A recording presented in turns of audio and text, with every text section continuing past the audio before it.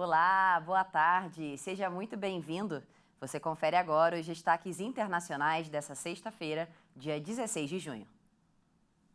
A partir de hoje, começa a valer a redução de 13 centavos no preço do litro da gasolina para as distribuidoras. O preço médio para o consumidor deve cair para R$ 5,33 por litro, segundo a Petrobras. Com a redução, o valor passa a ser de R$ 2,66 por litro. Em termos proporcionais, a redução é de 4,7%. Essa é a segunda vez que a Petrobras anuncia corte no preço do combustível em 30 dias. Há um mês, em 16 de maio, a estatal havia anunciado a redução de 44 centavos por litro. Segundo a Petrobras, considerando os preços levantados semanalmente pela Agência Nacional do Petróleo, a ANP, o valor médio para o consumidor final deve cair para R$ 5,33 por litro. Em comunicado, a estatal diz que a redução do preço tem como objetivos principais a manutenção da competitividade da companhia frente a outros combustíveis e a participação de mercado necessária. No texto, a companhia repete um trecho que já havia citado anteriormente, em que afirma que busca evitar o repasse da volatilidade do mercado internacional e da taxa de câmbio nos preços nacionais, mas preserva um ambiente competitivo salutar. O Congresso corre para votar 5 medidas provisórias que vencem até o final desse mês. O impasse no Legislativo foi um dos fatores determinantes para a demora na análise das medidas provisórias. A Câmara dos Deputados e o Senado vão fazer uma força-tarefa para não perder o prazo das medidas editadas pelo presidente Lula. No início do ano, Lira e Pacheco entraram em embate sobre o rito de tramitação das medidas provisórias. E esse impasse acabou atrasando a instalação das comissões mistas das primeiras MPs editadas pelo governo. Agora, os parlamentares têm a missão de analisar e votar mais 5 medidas provisórias, com validade até o fim deste mês. A primeira etapa da análise dos projetos, que é a instalação das comissões mistas para debater cada tema, está programada para acontecer na próxima quarta-feira. Entre as MPs estão a que reajusta o salário dos servidores federais em 9% e a que altera a faixa de isenção do imposto de renda para quem recebe até R$ 2.112 por mês.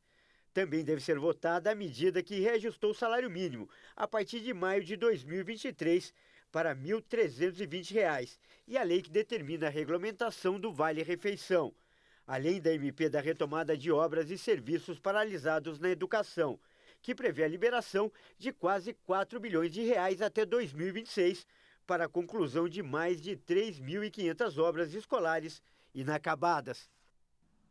No Rio Grande do Sul, os temporais causaram alagamentos, bloqueio de estradas, cancelamento de voos e falta de luz. As rajadas de vento atingiram 100 km por hora e em algumas cidades choveu pelo menos 200 milímetros em 24 horas. Até agora, uma pessoa morreu e 2 estão desaparecidas. O ciclone extratropical na costa da região sul do Brasil provocou temporal e ventania durante a madrugada. Diversas cidades do estado registraram alagamentos, árvores caídas, estradas bloqueadas, voos cancelados e falta de luz. Os bombeiros e a Defesa Civil não registraram casos de feridos ou mortos. Um alerta foi emitido para as regiões da Serra, Litoral Norte e Metropolitana de Porto Alegre. Os rios Caí, Paranhana e Sinos têm possibilidade de cheias. Em Maquiné, no Litoral Norte, a prefeitura pediu que as pessoas saiam de casa. No local, há várias famílias que já estão ilhadas. Em Tramandaí, no litoral, foram registradas rajadas de vento de 100 km por hora. E em São Leopoldo, na região metropolitana de Porto Alegre, o acumulado de chuva chegou a 200 milímetros em 24 horas. De acordo com a Rio Grande Energia, há pelo menos 60 mil pontos sem luz no estado. 3 em cada 4 cidades não estão prontas para receber a rede 5G de tecnologia. A expectativa é que até 2029 a tecnologia chegue a todo o Brasil.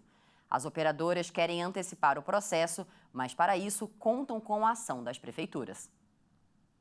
O Brasil ainda tem muitos problemas a resolver para levar a conexão 5G a todas as cidades brasileiras nos próximos anos. Um levantamento da Conexis Brasil mostrou que 3 em cada 4 cidades, com entre 200 e 500 mil habitantes, não têm legislação adaptada para a instalação de infraestrutura 5G. Por ter frequência mais alta, a tecnologia demanda uma quantidade de antenas muito maior do que as que existem hoje. Metas para a instalação das antenas foram definidas pelo setor junto à Agência Nacional de Telecomunicações. Todas as capitais brasileiras já têm 5G em funcionamento, mas, fora isso, são 102 cidades, entre 200 e 500 mil habitantes, que precisam ter um número mínimo de antenas 5G até julho de 2026. Para as cidades maiores de mais de 500 mil habitantes, o prazo é até julho de 2025. Alguns dos problemas vistos em cidades menores também estão nas grandes. Alguns municípios ainda não têm legislação específica para a instalação dessas antenas. A lista inclui grandes cidades como Campinas, Osasco e Guarulhos, em São Paulo. E mesmo nas cidades onde o 5G já chegou no papel, há ainda melhorias a serem feitas, já que muitas vezes as redes são lançadas sem estarem totalmente otimizadas para o uso. E o prazo de inscrição para o Exame Nacional do Ensino Médio termina hoje. O certame será aplicado nos dias 5 e 12 de novembro. Os interessados em participar do Enem podem fazer o cadastro na página do participante. A taxa de inscrição é de R$ 85,00 e deve ser paga até o dia 21 de junho. O certame será aplicado nos dias 5 e 12 de novembro. O edital com cronograma e com as regras para o Enem 2023 foi publicado no início do mês. Além de apresentar as datas e os horários do exame, o texto detalha os documentos necessários e as obrigações do participante, incluindo situações em que o candidato pode ser eliminado. A publicação do Instituto Nacional de Estudos e Pesquisas Anísio Teixeira, o INEP, traz também os critérios para a correção das provas e procedimentos para pessoas que precisam de cuidados especiais durante o concurso. Os gabaritos das provas objetivas serão publicados no dia 24 de novembro no portal do INEP. Já os resultados individuais serão divulgados no dia 16 de janeiro de 2024, no mesmo site. E agora, nos destaques internacionais, um forte tornado causou destruição hoje ao passar por uma cidade ao norte do estado americano do Texas, com cerca de 8 mil habitantes.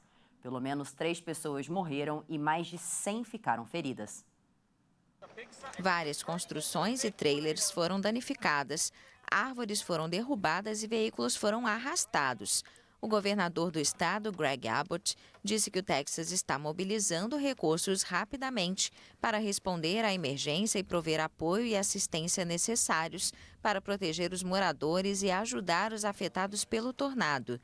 Milhões de americanos em vários estados do sul e centro-oeste estavam sob alerta de clima severo pelo avanço de tempestades perigosas.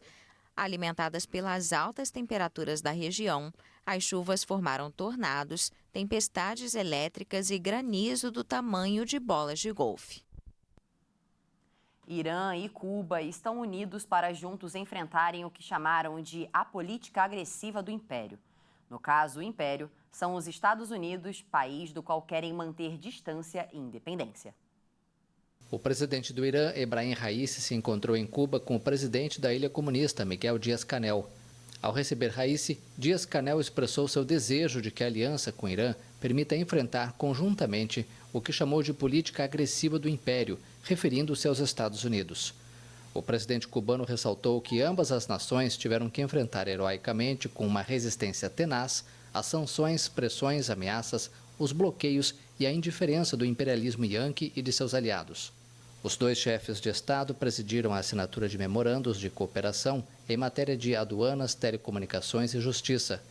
Raisi participou de um fórum de negócios, onde afirmou que seu país está decidido a trabalhar com Cuba no campo científico e tecnológico. O presidente iraniano encerra em Cuba uma visita à América Latina que incluiu Venezuela e Nicarágua. E essa edição fica por aqui, mas você pode rever essa e outras reportagens no nosso canal Hit Notícias no YouTube. Muito obrigada pela sua companhia. Um excelente dia para você e até mais.